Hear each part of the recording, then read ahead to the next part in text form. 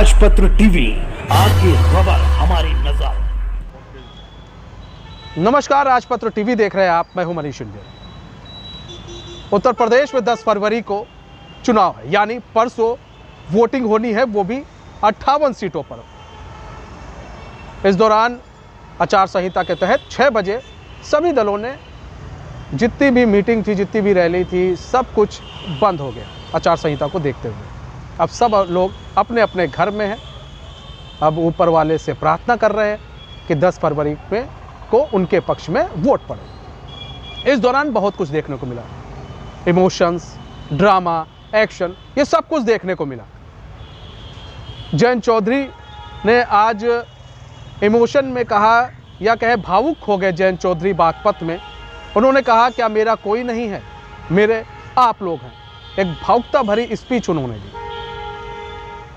हर एक चीज़ देखने को मिली। यहाँ ममता बनर्जी लखनऊ आ गई वोटिंग के लिए, ताकि वोट दे सके लोग, जो उनके लोग हैं। टीएमसी सपोर्ट कर रही है सपा को, और ये खुलकर सपोर्ट किया जा रहा है। अच्छा, 58 सीटों पर जो चुनाव होने हैं, उसमें क्या कुछ गणित होगा, क्या कुछ होना है। हमारे साथ हमारे जो ब्यूरो चीफ हैं मुजफ्फरनगर के, संजीव कुमार, वो जुड़ चुके हैं। संजीव, क्या कुछ देखने को मिलेगा? 58 सीटों पर चुनाव होना है 10 फरवरी को। आपको क्या लगता है, पासा किस ओर जाता दिख रहा है?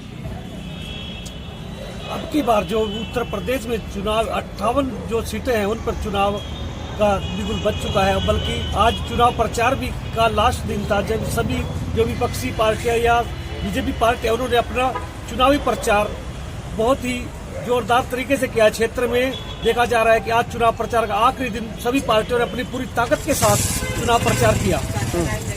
अच्छा, आज जयंत चौधरी भावुक भी हो गए। एक जगह ऐसा भी देखा गया बागपत में, जयंत चौधरी भावुक हो गए। सपा आरएलडी लगातार एक्शन में है, और यही बीजेपी भी पश्चिमी उत्तर प्रदेश में लगातार एक्शन में है। आपको क्या लगता है कि ये जो जाट हैं, मुस्लिम हैं, और जो क्षत्रिय वर्ग के लोग हैं, वो किधर जाएंगे और क्यों जाएंगे? इस बार जो पश्चिमी उत्तर प्रदेश में जो चुनाव होने वाला है, वो आखिर किस मुद्दे को पर चुनाव होगा, क्या मुद्दा रहेगा? जैसा देखा जा रहा है क्षेत्र में कि आजकल जाट जो वो बहुत कटे हुए हैं आरएलडी और सपा से। कुछ जाट बीजेपी वालों के साथ हैं। उनका कहना है कि 50% से भी ज्यादा 70% जाट बहुल्य जो वो है, वो बीजेपी को जा रहा है। और राजपूत समाज है जो वो पूरा का पूरा ही बीजेपी को जा रहा है। केवल मुस्लिम समाज और कुछ 2-4% जाट समाज जो सपा रालोद गठबंधन को जा रहा है। कुछ बसपा से कैंडिडेट है, उनको भी मुस्लिम समाज अब की बार काफी वोट कर रहा है। अच्छा, जो बसपा प्रत्याशी हैं उनको भी मुस्लिम समाज वोट कर रहा है। अच्छा, आपने बड़ी करीब से देख रहे हैं आप इलेक्शन। आप इस वक्त फील्ड में भी हैं, ग्राउंड रिपोर्टिंग कर रहे हैं। कई बीजेपी जो प्रत्याशी हैं उनको भगाया गया मुजफ्फरनगर से। में देखिए आप, जो खतौली के जो विधायक हैं विक्रम सैनी, उनको देखिए, चाहे संजीव बालिया, कई लोगों को भगाया गया। तो आपको क्या लगता है, क्या इसका असर देखने को मिलेगा चुनाव में? जैसा बताया जा रहा था, पहले देखा भी जा रहा था कि बीजेपी के समर्थकों के द्वारा बीजेपी के नेताओं को लगातार भगा के गांव से निकाला जा रहा था। उन लोगों का कहना था कि ये वो नेता है जो क्षेत्र में वोट मांगने आ जाते हैं, परंतु उसके बाद 5 साल तक शकल नहीं दिखाते। परंतु जैसे जैसे चुनाव का टाइम नजदीक आ रहा है, वैसे वैसे वोटर का दिमाग भी अपने आप ही पलट रहा है। जैसे देखा जा रहा है कि जहाँ जहाँ भगा रहे थे, वहाँ आजकल बीजेपी नेताओं के स्वागत हो रहे हैं। जहाँ आरएलडी के नेताओं को भगाया जा रहा था या गांव से निकाला जा रहा था, वहां आरएलडी वालों की आजकल पूरे स्वागत हो रही हैं। अच्छा, आपने बहुत बढ़िया बात कही कि जहां जहां से बीजेपी नेताओं को भगाया गया, अब वहां पर उनका आव भगत हो रहा। अच्छा, ये पासा कैसे पलट जाता है? क्योंकि हमने कई इलेक्शन देखे हैं संजीव, उसमें अक्सर देखा जाता है कि लोग कहते हैं कि इस बार आरएलडी को वोट पड़ेगा और सपा को वोट पड़ेंगे, लेकिन रातों रात पासा पलट जाता है। ऐसा कैसे होता है? आखिर क्या ऐसा गेम चेंजर के रूप में चीजें की जाती हैं कि एकदम पासा रातों रात पलट जाता है? जब से मुख्यमंत्री योगी आदित्यनाथ के दौरे यूपी में लगातार बढ़ते ही जा रहे हैं, योगी आदित्यनाथ ने ऐसी कोई भी सीट नहीं छोड़ी जहां पर उन्होंने अपना चुनाव प्रचार ना किया, अपने जो भी उनके विधायक है उनके समर्थन में चुनाव प्रचार जोर शोर से किया, और जहां भी योगी आदित्यनाथ आ जाते हैं वहां पर चुनाव प्रचार अपने आप ही पासा पलट जाता है वहां पर।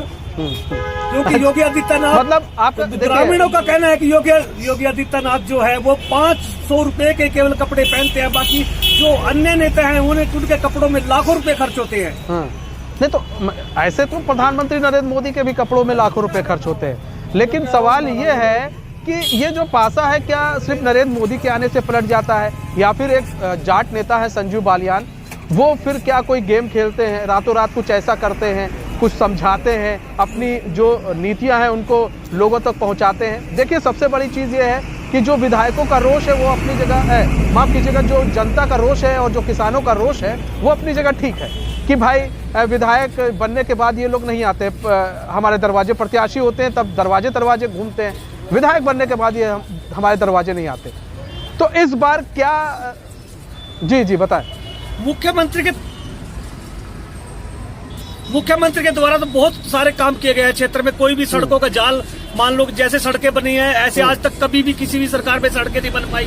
जैसे गरीबों को राशन मिला है, किसी भी सरकार में गरीबों को राशन कभी भी वितरण नहीं हुआ, वो केवल कोटेदार ही खा जाते थे। अब की बार जो योगी सरकार ने काम किया है वो विकास के काम किया, जिसको लेकर मुद्दे, लोगों पे मुद्दे नहीं है, जबरदस्ती के लोग विपक्षी पार्टी मुद्दे बना रही है, मुद्दे बनाए जा रहे हैं, आपका कहना है। अच्छा एक चीज और है, जो किसान विरोधी बिल कह रहे थे लोग, विपक्षी कह रहे थे, जो किसान बिल आया था उसे किसान विरोधी बिल कह रहे थे, जिसके बाद नरेंद्र मोदी ने उसे वापस ले लिया माफी मांगते हुए।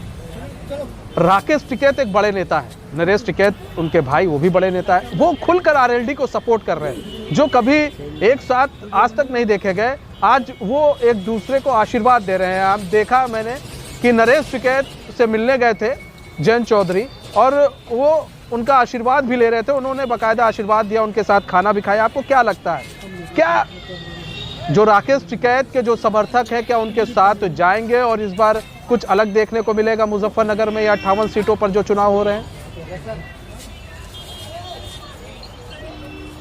जो राकेश टिकैत के समर्थक है क्षेत्र में, किसान यूनियन से नाता रखते हैं, वो कुछ लोग, कुछ वोटों का समीकरण वहां पर बिगड़ेगा, क्योंकि राकेश टिकैत ने खुला ही आरएलडी को समर्थन दे रखा है। पहले तो ये था कि आरएलडी को पीछे से समर्थन था, अब की बार ऐसा नहीं है, अब की बार तो आरएलडी को खुला समर्थन है। किसान यूनियन के कार्यकर्ता लगातार क्षेत्र में आरएलडी सभा कार्यकर्ताओं के साथ हर जगह बैठ के करवा रहे हैं, उनका चुनाव प्रचार में पूरी तरह दिल जान और सब से अपना सब अच्छा, राकेश टिकैत का तो कहना प्रचार है में लगे हुए हैं। हम किसी को समर्थन नहीं दे रहे और हमारा समर्थन सबको है, लेकिन वो लगातार जिस तरह से बीजेपी का विरोध कर रहे हैं उत्तर प्रदेश के अंदर, ऐसा तो नहीं लग रहा कि वो किसी पार्टी से जुड़े नहीं है। ऐसा लग रहा है मानो वो एक रणनीति के तहत काम कर रहे हैं, एक पार्टी के तहत काम कर रहे हैं। क्या विपक्षी पार्टियों के साथ उनका गठजोड़ हो गया है अंदरूनी अंदर ही अंदर?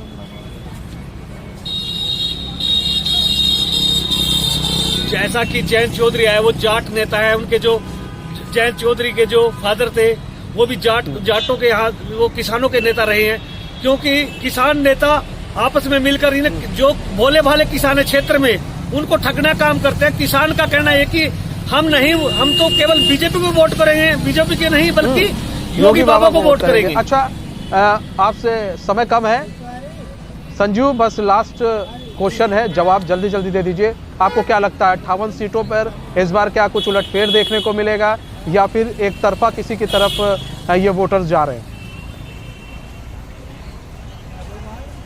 नहीं, 58 सीटों में चुनाव होने जा रहा है, इसमें मुजफ्फरनगर के आसपास की 2-4 सीटों पे बिल्कुल फर्क पड़ेगा, क्योंकि जहां पर जाट बाहुल्य क्षेत्र है वहां पर शायद बीजेपी को थोड़ा कमजोर आका जा रहा है, परंतु जहां पर राजपूत समाज के लोग हैं और कश्यप समाज है वहां पर लगातार बीजेपी को कोई नुकसान नहीं हो रहा, वहां पर लगातार जहां पर राजपूत समाज के दिखाई दे रही ज्यादा है वहां पर बीजेपी को कोई खतरा नहीं है। धन्यवाद संजू हमारे साथ जुड़ने के लिए और तमाम जानकारी देने के लिए, और आप इस पूरे इलेक्शन में नजर बनाए रखें, आपसे हम पल पल की अपडेट लेते रहेंगे और जनता तक हम पहुंचाते रहेंगे।